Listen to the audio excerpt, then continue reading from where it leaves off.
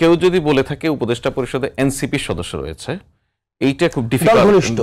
আমি ধরেন দল ঘনিষ্ঠ বা এনসিপি ঘনিষ্ঠ এভাবে যদি বলে থাকে, যখন উপদেষ্টা পরিষদ গঠিত হয় সে সময় তো এনসিপির জন্মই হয়নি।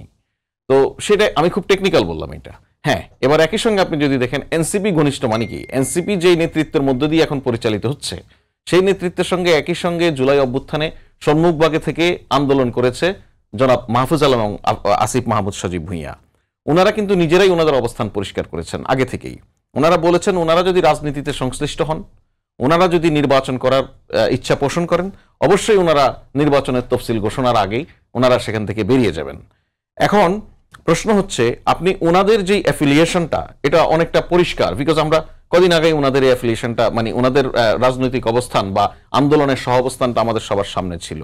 অপরদিকে উপদেষ্টা পরিষদের অপর যে সমস্ত সদস্যরা আছেন তাদের বিষয়েও তারা এই এনসিপির লোকজন কথা বলছে, যদি কাউকে এনসিপি হিসেবে দেখানো হয় সেক্ষেত্রে এই উপদেষ্টা পরিষদে তো বিএনপি জামাত তাদের মতামতের ভিত্তিতেও তাদের দেয়া নাম থেকে উপদেষ্টারা এসেছেন। এই জায়গাগুলি বাহিরে এসে যেভাবে আলোচনা হচ্ছে, ভিতরে কিন্তু আলোচনাটা এরকম নয়। আসলে ভিতরের আলোচনাটা ওনারা কিন্তু কাউকে সরিয়ে ফেলতে হবে, কাউকে এই করতে হবে, কাউকে করতে হবে, এই সমস্ত বিষয়ের মধ্যে নেই।